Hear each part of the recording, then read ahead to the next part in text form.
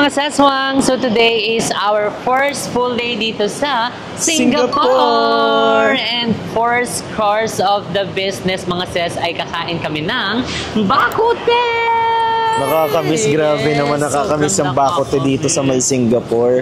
And marami na rin kami nakain ng bakute mga ses. So sa Pilipinas parang siyang nilagang baka or baboy. Pero parang baboy kasi more on ano siya, ribs. sabaw. Tapos yung meat niya is ribs. Totoo. So ayun mga seswang, so excited and special dahil yung kakainan namin ngayon ay isa sa pinakaunang nagtinda ng bakute dito sa Singapore. Totoo. So actually ang pangalan niya is Founder Bakute na located lang dito sa may Lavender. So actually guys, itong hotel namin is sobrang lapit, dikit na dikit. Correct. So ito yung hotel namin mga seswang. So nasa likod lang kami pero yung pinaka main entrance is nasa likod. So ang pinaka bakute mga ses is andito lang sa Gedli. Apakalapit lang mga seswang. So sa gilid din, meron din iba't ibang mga kainan and merong massage. So kaya naman mga seswang, tara na at i-try natin dahil nirecommend din to ng local dito sa Singapore. Correct. And si Ate Ali, ano pa yung sinabi niya? Isa pa nagtitinda? Songfa. Ayan, Songfa. Pero daw kasi isa sa mga nag-recommend dito sa mismong Founder Bakute is yung isang lokal na nasakyan namin ng Grab kagabi. So sabi niya, "Oh, you're looking for ano?" Sabi niya if you're looking for bakute, you must try yung Founder Bakute nga, which is sila yung unang nagtinda ng bakute dito. Although yung Songfa daw is masarap din naman siya, pero ito daw ang pinakaunang una. Yeah. Let's go!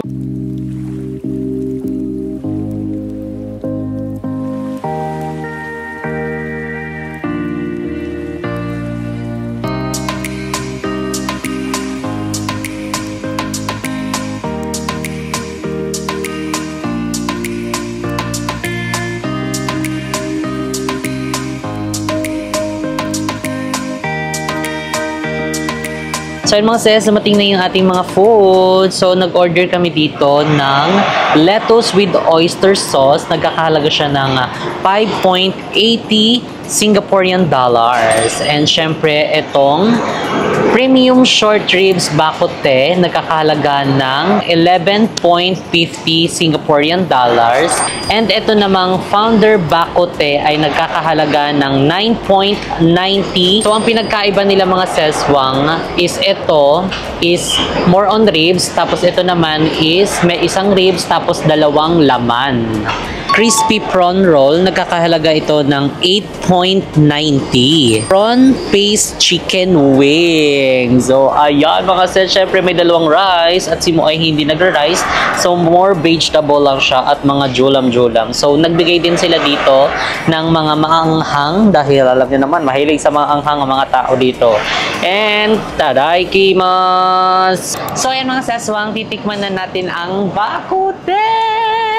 So, ayun, yun lang naman yung pinagkaiba ng dalawang bakute na in-order namin. Yung laman lang nakasama. Yung premium at saka yung Founder. Kasi ang pinaka-ano talaga, original ata is ribs eh. Correct. Tsaka masarap siyang utmutin pagka ribs talaga guys yung ano. Kahit naman sa atin, di ba? Sa Pilipinas, masarap yung mga buto-buto, lalo kapag ano, mga sinigang yan. Ay, okay.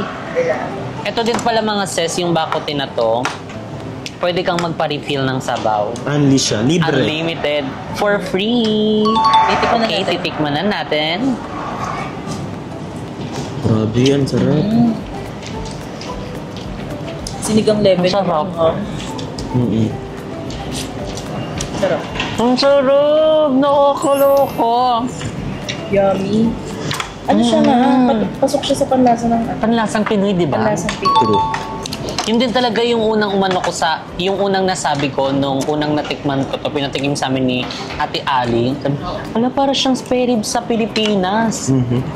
Yung nilaga, ganun siya mga sis, it's given. At saka malinamnam yung sabaw niya. Nilaga talaga siya, babe. Talagang nilaga siya, yung kasama yung mga laman, yung buto, hindi yung fake news, yung parang nilagyan lang ng pangpaano, lasa. Ito talagang nanunuot yung laman sa sabaw. Alam mo yun? Perfect yung patis na may ano nga, na may kalamansi. May kalamansi, correct. Tapos merong bawang dito. Buong bawang nilagay nila. Oo nga. Kabog. Wow! Perfect.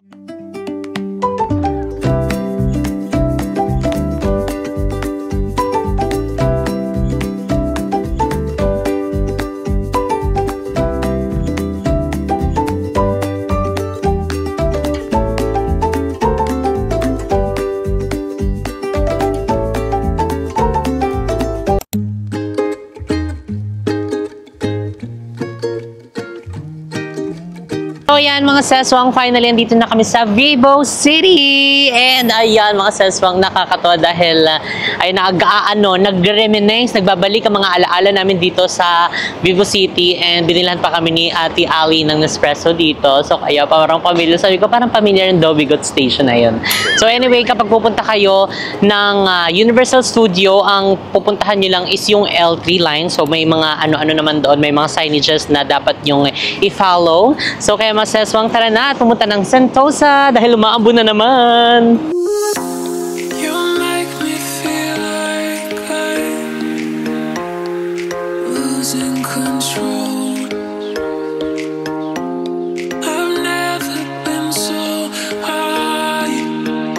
Yan guys, dito sa loob ng Vivo City Mall is napakaraming mabibilhan ng mga stores, restaurants, and then mga shops na pwede nyo pag-shoppingan in case na matapos na kayo dito sa may Sentosa. So pwede nyo i-explore, marami dito mga luxury items, mga branded.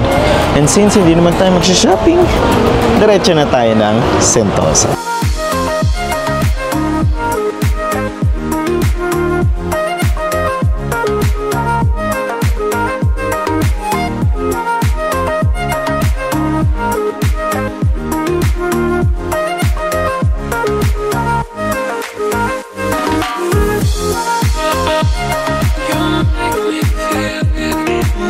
So ayan mga seswang, finally andito na kami sa Sentosa Universal Studio. So ayan mga seswang, ang pamasahe pala dito or ang fare na sinakyan namin is 183 pesos. So ayan, syempre kasi gamit namin yung Go Time. So yun yung kinagandahan kasi ito na talaga laging gamit namin kapag magta-travel kami para maano din namin, ma-check namin yung mga ginagastos namin, and syempre ma-check din kung magkano yung fare, magkano yung kinain namin. So, talagang matatrack mo siya kasi nagno-notif sa mo, cellphone mo kasi nakakonect yung number doon. And ayan, na-explore namin itong Sentosa Universal Studio kung ano-ano pa yung mga makikita namin dito. And yung mga bagong attraction dahil nung last year is hindi pa namin to napupuntahan. So, dahil bago siya, itatry natin yan. So, kaya naman, tara na at mag-explore. Ayan na! Universal Studios! So, ayan, tara, mag-picture muna tayo dito. Pipicture na natin si Iza Maria. Paano mo na yung itsura? Paano yun? Paano mag-picture sa globe? Over. Yung over. Makikita yung bag girls. Okay. Okay, makikipaglaban muna tayo dyan kasi ang daming Lego. Diba? Sige, maghanap na kami ng spot dito kasi kailangan maghanap ng spot dito kasi marami ding mga nagpipicture. Kasi bago ka pumasok sa Universal Studios, kailangan mo muna magpicture dito sa globe. Kasi pag binalikan mo siya mamaya, mas marami ng tao. So, before pa kayo pumasok, madaanan at mapicture na kayo dapat dito.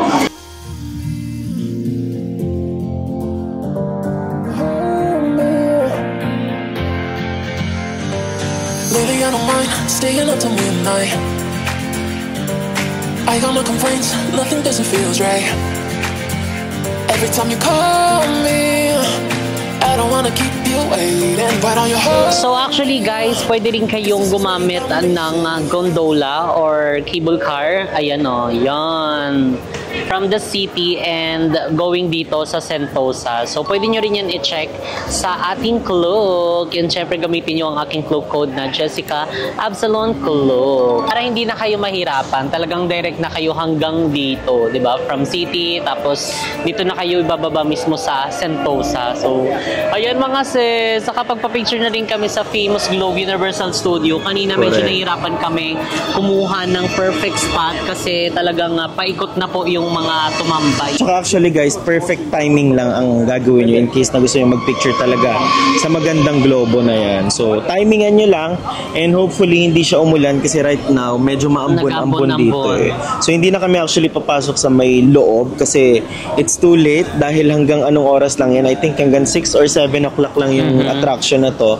And hilo-hilo kami. Parang graduate na kami sa mga ganitong correct. attractions. Hindi na kinakaya namin. Talagang pag-uwi, ay, Diyos ko, hilo-hilo talaga, suka-suka. So, hanggang picture na lang talaga kami. Totoo.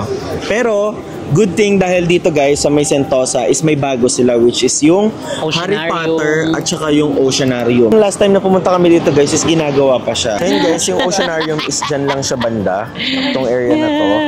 And then yung Harry Potter is dito naman on the left side. So, if you are fronting the Universal Studios. So, ito yung pinaka-globo niya, guys. Ayan. Game 1, 2, 3. Universal Studios, Singapore. Sapa. Habang umaambon, ayan, magpapatila muna kami dito sa loob ng mga chocolate. Ayan, iba-iba chocolate. May Reese's, Hershey's, and Kisses. So, ayan, tara, pumasok tayo. Baka meron din tayong mabili dito sa loob. So, let's go. Now can we eat? No. Ayan, nandito ang Kisses. O, sari-sari yung mga chocolate. O, meron pa dito. Nagakuha na ba kayo ng chocolate? Dili pa. Mahal siya guys. Actually, mahal siya. Tinitignan pa lang namin ang isang ganito nasa $18. So, nasa around 1,000 or less than 1,000 pesos. Diba? Oh. Pero parang ang sarap-sarap niya. Tingnan mo. Parang ito, gusto kong itry siya. Ayan o. Dark chocolate, coconut and almond. No? Para hindi natin siya yung parang typical na binibili nating Kisses. Correct. Yung hindi familiar. Kaso, maiba din yung presyo. Magkano yun siya? 15. 15. Magkano Siguro yun? nasa 500, 600, 700, 800, 900, 1,000. Sige, bili ka para patikim din tayo ng mga bagong lasa. Sige. Let's try this one.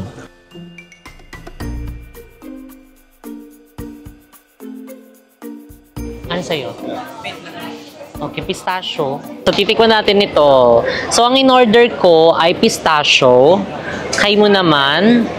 Almond caramel. Almond caramel. Kay Iza? Menta choco. Menta choco. So, ito mga seswang, ang size nito ay small. So, nagkakahalaga siya ng $9 each. So, kahit ibang flavor, $9 yun. Basta ganun yung size. So, titikman na natin. Mabilis siya matunaw. Mabilis matunaw, no? Mainit kasi.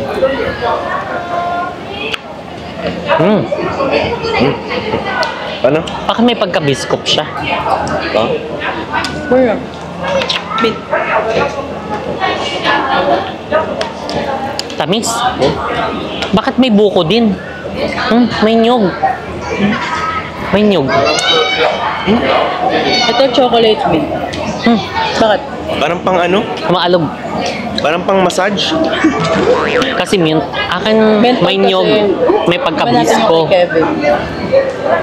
Ano to? Almond caramel. Isang technique yan guys. Dapat magkakaiba ng order. Para matikman lahat. Para may pagka-buko salad na. Kung masyado nalalasahan.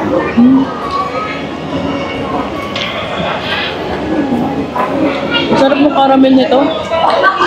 Ay, alam ko kaya mint. Hindi siya nag-toothbrush kanina. Parang toothpaste. Mint kasi.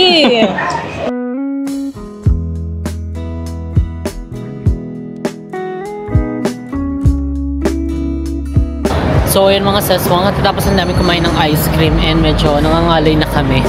So, isa sa napansin namin dito, wala silang masyadong mga upuan. Kaya karamihan din ng mga tao dito kung saan-saan na sila umuupo.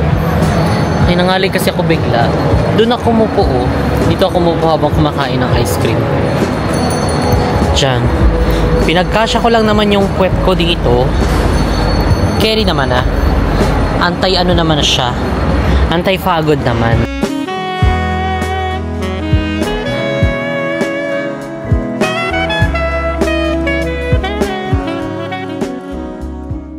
So yun guys, ngayon is fully decided na kami. Hindi na kami pupunta ng Harry Potter and then at the same time yung Oceanarium kasi tuluyan na talagang lumakas ang ulan. So instead na papasok kami doon is pupunta na lang kami ng Gardens by the Bay dahil maggagabi na, maganda rin siya paggabi. So let's gonna go! Let's get out.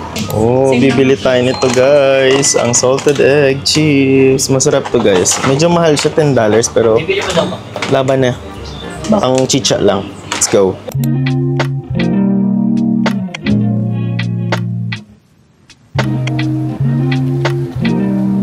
Ayan mga sis, talagang bumuhos na po ang malakas na ulan and kakarating lang namin dito sa Gardens by the Bay. So, hindi kami makalabas dahil umuulan. Maganda pa naman sana na medyo maliwanag pa siya. Pero maganda rin naman yung kapag gabi. So, antay na lang namin tumila. Kung titila pa ba? Or tuluyan na hanggang maya-may. Sana tumila kasi sayang dahil maganda yung Gardens by the Bay guys pagkagabi. Correct. So, ayun, habang nag-aantay, nagpapalipas ng ulan, kakain muna kami dito sa tabi, sa Gedli. So, ayun yung binili mo na Irvins sa 7-Eleven. Tapos yung binili nating chocolate doon sa Universal Studio. Universal Studio. Wow, sarap. Perfect. Masarap. Salted egg. Sarap to pang pulutan. Lamig pa naman oh. First time natin kumain yan, yung binigyan tayo ni Ate Ali. Di ba? Di ba? Oo. Paano ito na ginawa? Powder. Salted egg powder. Dami. So, pang control, tsaalat, ang tamis. Yung iba parang nagre-renta ng or may mga payong na dala talaga. Yung mga dala sila, pagbaba nila, tignan mo, payong agad sila.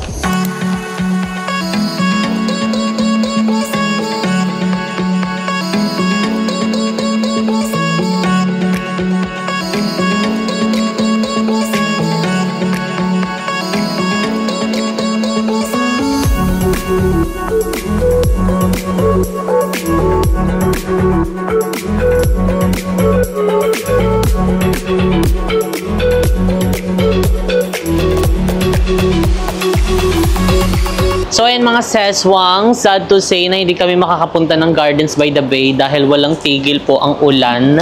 And nakakaloka. Sayang. Pero maganda yan sa personal, di ba? Kung napanood niyo naman yung vlog namin before ni Mo na talagang humihiga lahat ng tao sa sahig para lang matunghayan yung magandang na yan, light show ng Gardens by the Bay. Pero ngayon hindi tayo makakapunta. Pero ang ganda naman dito. Correct. Ganda pa rin naman ng view dito, guys. Pero mas maganda pag nandun. Yun nga. Tapos rinig na rinig mo yung sounds.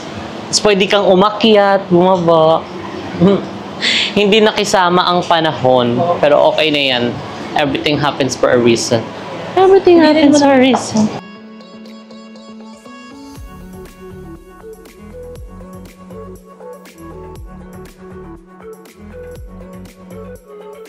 And guys, finally, andito na kami sa may Bugis Street.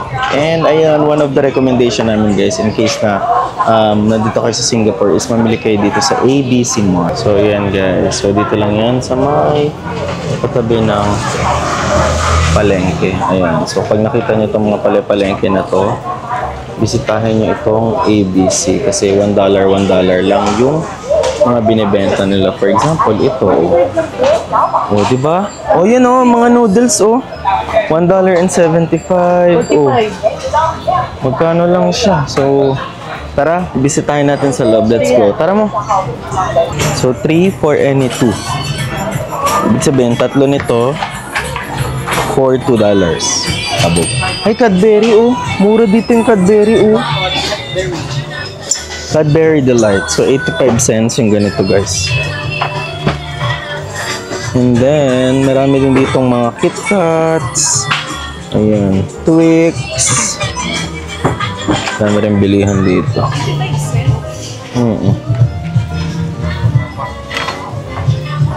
Okay, so tara, explore natin. So mostly mga chocolates dito, tsaka mapampasalubong ang mga pwede. Ay, may dingdong! Wow, dingdong Dantes at si Niagara Falls. Charis. Oh, Nagaraya. Wow, adobo flavor. Hindi ko pala maano dito eh. Wow, I like this. Parang gusto ko itong bilhin. Adobo or barbecue? Oh, I'll buy this one.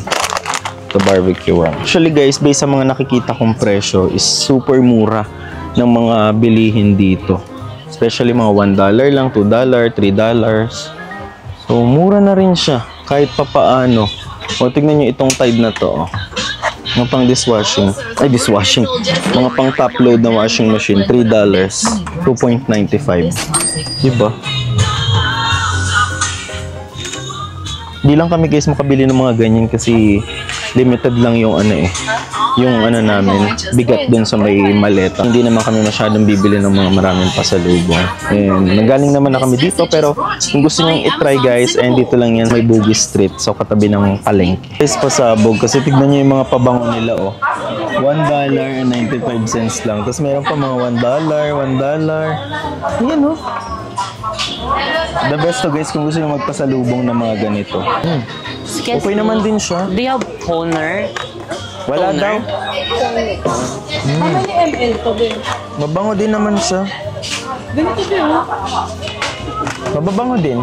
I love Yes, it. ngayon is nandito na kami sa may Bugis Street. So ito na talaga yung mga bilihan ng mga pasalubong. Like may mga keychains, mga ref magnet. So dito na yon. And then, yeah, may mga damit din dito. And at the same time, may mga t-shirt na rin for pasalubong. So dito sa Bugis, sobrang dami kayong mabibili dahil ang daming mga ino-offer nila. Meron silang mga pang souvenir, may mga pang First time natin dito. Correct. Kaso Diba? parang Maharlika. Maharlika Hindi yung naman. nandun nung chinik namin. First Pero time hindi ko lang namin dito, sure. guys. Ayan o, ang dami. Sari-sari. True. Diba? Nakakaano siya. Ay! Nauhaw ako, be. Maggie. Gusto ko to i-try, yung muuso. Go. Yung dancing shrimp sa Thailand. Sorry. Parang hindi malamig, be. Parang fake news naman si ate. You told me to take things slow, but now I don't know which way to go. So yun mga sis, andito na yung aming mga food and dito pala kami kumain sa Bugis Food Court and open sila mga sis until 10 p.m.